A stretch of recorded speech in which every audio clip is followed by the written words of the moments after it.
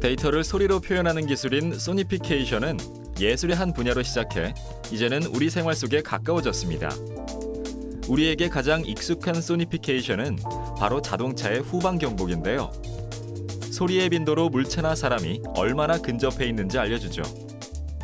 또한 소니피케이션은 소음을 듣기 좋은 소리로 바꾸는 데도 사용되는데요. 한 모터사이클 회사는 시끄러운 배기음을 말발굽 소리로 바꾸기도 했습니다. 앞으로 소니피케이션은 뇌파를 소리로 표현하는 데도 이용돼 각종 질병을 예방할 것으로 보이는데요. 이러한 소니피케이션의 무한 변신, 그리고 가능성을 과학 미래를 열다에서 만나보겠습니다.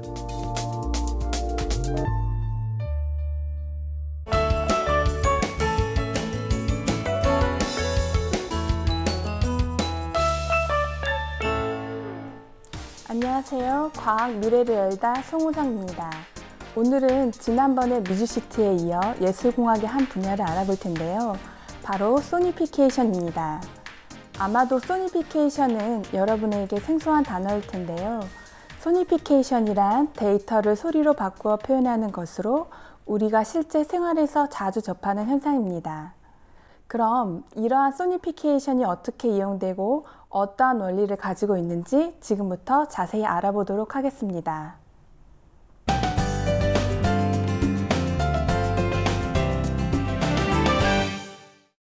소니피케이션이 무엇인지 살피기 전에 먼저 우리가 알아보아야 할 것이 있는데요. 바로 사운드 아트입니다. 사운드 아트는 소리 예술이라고 하는데요. 시각 예술에 소리나 음향을 도입한 예술의 한 종류를 말합니다. 사운드 아트는 기술의 발전과 밀접한 관계 속에서 변화해 왔는데요. 사운드를 녹음하는 기술과 다양한 악기가 발명되면서 음향 증폭 기술이 발전했고, 또한 사운드를 전달하는 기술이 발달하면서 전자기술과 디지털 기술의 변화는 사운드 아트를 끊임없이 발전시켜 왔습니다. 그럼 사운드 아트의 예를 살펴볼까요? 1980년으로 거슬러 가보겠습니다. 당시 더글러스 홀리스란 작가는 바람이 부는 곳에 거대한 구조물을 설치했는데요. 그 모양은 현악기인 풍명금과 비슷한 모양이었습니다. 이 구조물은 바람이 불 때마다 소리를 내도록 만들어졌는데요. 따라서 홀리스는 이 구조물을 노래하는 달이라고 이름을 붙였죠. 또한 1991년 질 스콧이라는 작가는 관객이 그가 만든 작품의 어느 한 지점을 통과하면 작품에서 음악 소리가 나도록 만들었는데요. 이것은 관객의 참여를 적극적으로 유도했고 시각예술 작품에 소리를 도입했다는 점에서 사운드 아트로 불리게 되었습니다. 이렇게 사운드 아트는 오랫동안 시도되고 발전되어 왔는데요. 이러한 사운드 아트 중에 하나가 바로 오늘 우리가 살펴볼 소니피케이션입니다. 소니피케이션은 사운드 아트에 속하지만 특히 그 중에서도 데이터를 소리로 바꿔 보여주는 방식을 말하는 것이죠. 최근에는 디지털의 문명화로 인터넷과 데이터가 발달했고 이러한 데이터들을 소리로 들을 수 있게 만드는 소니피케이션이 이루어지고 있는데요. 디지털 경제가 확산되면서 셀 수 없이 많은 정보가 생성되고 있죠. 또한 정보를 전달하는 매체도 급속도로 발전하고 있는데요. 이러한 매체의 하나로 소리를 다양한 영역에 활용하고 있습니다. 이러한 소니피케이션은 크게 세 종류로 나누는데요. 첫 번째는 아이코닉 소니피케이션이라는 것으로 날씨의 데이터나 온도 등의 확실한 현상을 소리로 바꾸는 방법입니다. 즉, 어떠한 현상을 상징할 수 있는 방법으로 소리를 사용하는 것이죠. 그리고 두 번째는 다이렉트 컨버전 소니피케이션이라고 불리는 방법인데요. 이것은 데이터에서 나타나는 패턴을 가지고 소리를 만드는 방법입니다. 예를 들어 전자기파가 만들어내는 파동을 소리의 파장으로 바꾸는 경우가 있는데요. 전기장과 자기장이 반복되며 일정한 패턴을 만들기 때문에 이를 소리의 파장으로 바꿀 수 있게 되는 것입니다. 그리고 마지막으로는 뮤지컬 소니피케이션이 있는데요. 이 방법은 데이터를 음악적인 소리로 바꾸는 방법입니다. 이 방법은 데이터를 단순히 소리로 표현하는 것이 아니라 소리가 음악이 되도록 음악적 작곡 방법이나 음악이 될 수 있는 요소들을 데이터에 접목시키는 방법이죠. 그럼 이러한 소니피케이션이 주목받는 이유는 무엇일까요? 일반적으로 우리는 수많은 데이터들을 시각화하여 분석하고 있는데요. 하지만 간혹 데이터 중에는 시각화할 수 없거나 시각화 작업을 통해서도 분석이 어려운 데이터들이 존재합니다. 하지만 이렇게 판독이 어려운 데이터를 소리화하면 대부분의 경우 일정한 주기성을 찾을 수 있는데요. 우리가 듣는 음악의 소리를 예로 들어보겠습니다. 우리가 흔히 사용하는 도레미파솔라시라는 계이름은 주파수로 표현이 가능한데요. 주파수란 진동이 일정 시간 동안 반복되는 주기를 말합니다. 주파수가 높으면 높은 소리가, 그 반대로 주파수가 낮으면 낮은 소리가 나게 되죠. 따라서 모든 음들은 일정한 주기성을 가진 주파수로 표현할 수 있지만 이 주파수의 모양만 봐서는 어떤 음이 도이고 어떤 음이 레인지 구분하기 힘든데요. 하지만 이 주파수의 모양을 소리로 바꾸어 들으면 우리는 확실히 어떤 음이 도이고 어떤 음이 레인지 쉽게 알 수 있게 됩니다. 따라서 이러한 원리로 데이터를 소리화 또는 청각화한 소니피케이션이 주목을 받기 시작한 것이죠. 지금까지 소니피케이션이 왜 필요한지, 어떠한 역할을 하는지에 대해 알아봤는데요. 그럼 이제 이러한 소니피케이션의 사례를 자세히 알아볼까요?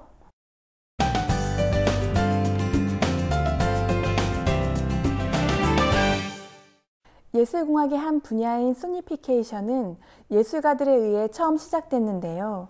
따라서 먼저 예술 분야에서 사용된 소니피케이션을 소개하도록 하겠습니다. 소니피케이션을 최초로 시작했던 음악가는 엘빈 루시어였습니다. 그는 최초로 뇌파의 변화를 소리로 변환해 퍼포먼스를 했는데요. 1965년 탄생한 뮤직 포 솔로 퍼포머라는 작품에서 그는 자신의 뇌파를 드럼 비트와 울림소리로 표현했습니다. 우리 귀에는 잘 들리지 않는 매우 낮은 주파수 영역의 높은 음으로 연주되지만 그 소리가 함께 울리기 때문에 우리는 미세하게 그 소리를 들을 수 있었는데요. 나지막하게 울리는 드럼 소리와 함께 어우러진 퍼포먼스의 모습이 꽤나 심오하고 섬세했습니다. 그리고 1999년 일본의 아티스트 마리코 모리는 웨이브 UFO라는 작품을 만들었습니다. 이것은 UFO처럼 생긴 공간 속에 관객들을 눕게 하고 그들의 뇌파를 소리로 변환했는데요. 한 번에 3명의 관람객들이 작품 속에 들어갈 수 있었습니다. 그들은 누워서 자신의 뇌파 소리를 직접 들으며 천장에 나타나는 그림을 바라보았죠. 즉, 그들은 가상 공간에서 청각과 시각을 함께 느끼는 경험을 가졌던 것입니다. 몽환적이고 신비로운 공간 속에서 관람객들은 자신의 뇌파가 형성하는 음악적 소리에 귀를 기울이고 우주와 자기 자신 속으로 빠져들게 됐죠. 우주와 소리로 교감했다고나 할까요? 그의 작품은 관객에게 잊지 못할 경험이 되었습니다. 이번엔 또 다른 아티스트를 볼까요? 사운드 아티스트인 안드레아 폴리는 자연 환경에서 얻는 데이터를 소리로 변환하고 녹음해 표현했는데요. 폴리는 2007년에서 2008년까지 북극의 기후와 날씨를 조사한 후 이를 소리로 변환하여 소닉 안트랙티카라는 작품을 탄생시켰습니다. 이 작품을 위해서는 북극에서 불어오는 폭풍과 날씨 변화를 자세히 알아야 했는데요. 폴리는 북극 곳곳에 기상 관측소를 설치해 그곳의 데이터를 받았습니다. 그리고 받은 데이터를 전자신호음으로 변환했고 그 위에 기상 관계자와의 인터뷰 녹음 기록물을 덧붙여 음반을 제작했죠. 북극이라는 매우 독특한 자연환경의 날씨 변화를 소리로 표현하고 기록하고자 했기 때문에 그녀의 음반을 들으면 지구에서 일어나는 조용하고도 웅장한 소리의 향연을 한껏 느낄 수 있습니다. 이번엔 뉴욕으로 가볼까요? 음악 아티스트이자 프로그래머인 미카 프랭크는 일본에서 일어난 대지진을 소리로 표현한 소니피케이션 작품을 탄생시켰는데요. 즉, 일본의 지진 활동을 청각화한 것이었습니다. 그는 일본 지진에 대한 데이터를 모아 지진이 일어난 위치와 강도 등을 소리로 표현했는데요. 지진이 일어난 위치는 소리의 높낮이로, 그리고 강도는 소리의 크기로 표현하는 등 지진을 생성하는 다양한 변수를 소리와 연결시켜 표현했습니다. 그 지진 소리를 들어보면 조용하게 덮쳐오는 해안가의 파도 소리부터 시작해 유리가 깨지는 듯한 불협화음으로 이어지는데요. 그리고 곧 엄청나게 리듬감 있는 진동이 발생하면서 마무리됩니다. 마치 한편의 서사시 같은 소리였죠.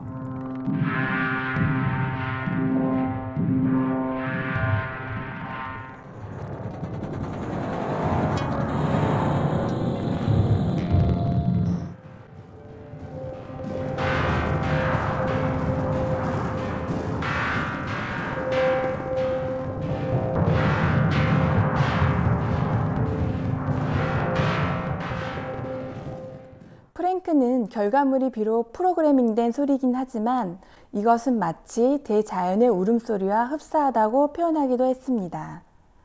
이 작품으로 인해 관객은 지진을 직접 보진 못했지만 소리로서 더 생생하게 느낄 수 있었죠. 이러한 예들은 소리를 내기 위해 기존의 악기나 연주를 위한 장비를 사용한 것이 아니라 소리와는 전혀 관련이 없는 분야의 정보를 연결지었습니다. 그리고 그 데이터들을 통해 새로운 결과물을 창조했죠.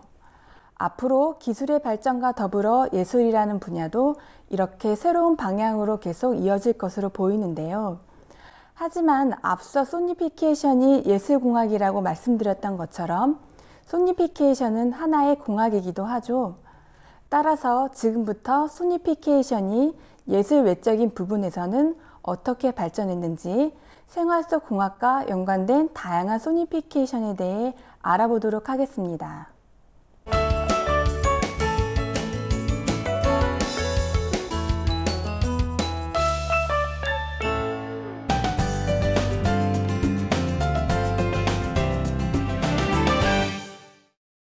소니피케이션은 실제 우리 생활에 자주 이용되고 있습니다. 여러분이 가장 자주 접하는 소니피케이션의 예로는 바로 자동차 후방 경보기를 들 수 있는데요. 후방 경보기는 자동차가 움직일 때 전후방에 사람이나 물체가 있는지 감지해 주는 것이죠. 자동차 주위에 물체나 사람이 가까워지면 경보음의 빈도가 잦아지고 물체나 사람이 멀어질수록 경보음의 빈도가 낮아집니다. 이것은 사람이나 물체의 거리와 위치를 소리로 변환시킨 소니피케이션의 대표적인 형태라고 할 수 있는데요. 쉽게 얘기해서 거리에 대한 정보를 오디오 신호로 알려주는 것이죠.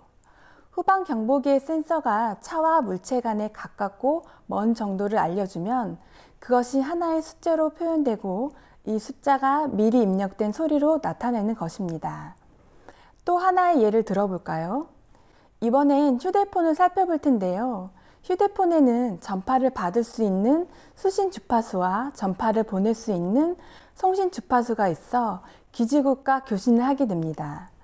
만약 여러분의 친구가 여러분에게 전화를 걸면 친구의 휴대폰이 기지국으로 주파수를 보내고 기지국에서는 이를 수신하여 다시 휴대폰으로 주파수를 보냅니다.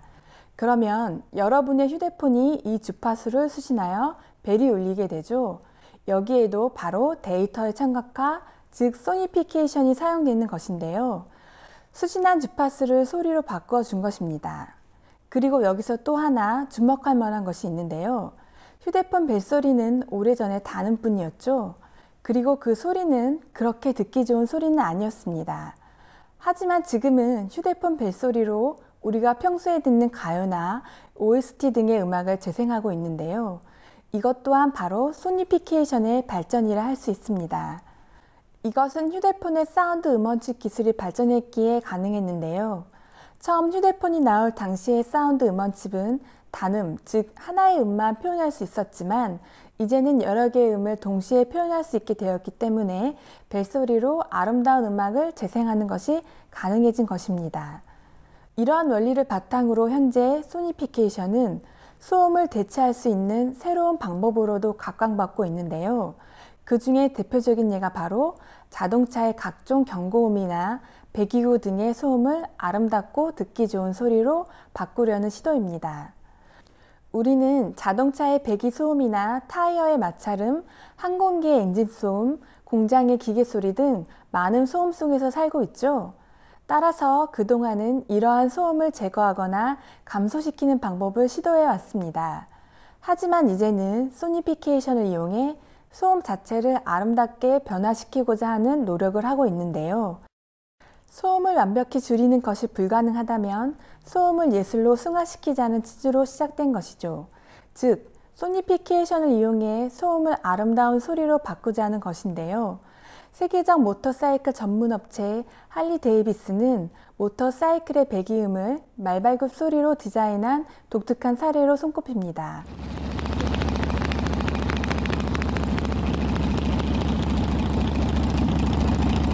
듣기 힘든 소리를 말발굽이라는 재미있는 소리로 디자인해 상품화에 성공한 경우죠. 그럼 소음을 아름다운 소리로 바꾸는 것은 어떻게 가능할까요? 사실 그 원리는 간단한데요. 소리라는 것은 앞에서 말씀드렸던 것처럼 숫자의 형태로 표현할 수 있습니다. 440Hz라든지 880Hz 등의 주파수로 표현될 수 있는 것이죠. 그런데 여기서 주목해야 될 것은 소리의 어울림인데요. 소리들이 잘 어우러지면 우리는 아름다운 음악으로 받아들이지만 어울리지 않을 경우 이것은 소음이 될 수 있습니다. 그리고 이러한 소리의 어울림에도 수학적 규칙이 있는데요. 즉, 어떤 주파수의 음들은 함께 또는 연달아 소리가 날 때 잘 어울리는 반면 어떤 주파수의 음들은 어울리지 않는다는 의미입니다. 따라서 이러한 규칙에 따라 소음의 주파수를 아름다운 음악의 주파수로 바꿔주면 되는 것이죠. 하지만 당연히 이러한 원리를 적용시킬 기술과 장치들이 계속해서 연구되어야 합니다. 이러한 연구가 더욱 발전한다면 앞으로 소음이나 경고음의 개념은 새롭게 바뀔 것으로 기대되는데요. 소니피케이션을 통해 소음이 듣기 좋은 소리가 되고 한 발짝 더 나아가 예술로 승화될 수 있을 것으로 보입니다. 특히 수많은 소음성 난청 환자들을 양산하던 산업 현장은 소니피케이션이 꼭 필요한 분야가 되겠죠. 또한 앞에 예술 분야에서 살펴봤던 것처럼 소니피케이션에는 뇌파가 많이 활용되었는데요. 지금의 연구에서 더 나아가 뇌파를 소리로 바꿔 감정을 다스리게 하는 방법도 연구 중입니다. 예를 들어 자신이 화가 났을 때의 뇌파를 분석하고 이를 듣기 힘든 소리로 바꾸어 자신이 화가 났을 때 그 감정을 소리로 직접 듣게 되는 것이죠. 그렇다면 그 듣기 힘든 소리를 피하기 위해서라도 마음을 진정시키기 위해 스스로 노력하게 될 것입니다. 이 외에 뇌를 연구한 비슷한 사례로 중국의 진루 씨와 대존 야오의 연구가 있는데요. 이들은 숙면을 유도할 수 있는 방법을 고안해낸 연구로 주목을 받았습니다. 어떻게 이것이 가능했을까요? 먼저 불면증이 있는 사람과 그와는 정반대로 숙면을 취하는 사람의 뇌파를 분석하고 이를 소리로 만듭니다.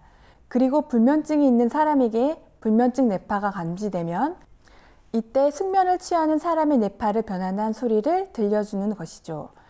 이렇게 되면 불면증을 겪고 있는 사람이 숙면을 취하는 사람의 뇌파 소리를 들으면서 자신도 숙면을 취할 수 있게 되는 것입니다. 이는 소니피케이션이 얼마나 무한한 가능성을 가지고 있는지를 보여주는 사례인데요. 이미 오래전부터 음악이 치료의 수단으로 활용되어 왔듯이 뇌파를 통한 연구가 꾸준히 이루어진다면 뇌파에서 나오는 데이터로 만들어진 음악이 불면증뿐 아니라 다른 질병을 치유하는 데도 도움이 될 수 있을 것입니다. 이렇듯 앞으로 소니피케이션이 더욱더 발전된 기술과 분명한 목적을 가지고 나아간다면 오늘 살펴본 사례뿐 아니라 다양한 분야에서도 사용될 수 있을 텐데요. 소니피케이션의 끊임없는 발전을 위해서 그리고 우리 생활의 발전을 위해서 더욱더 활발히 연구되어야 하겠습니다.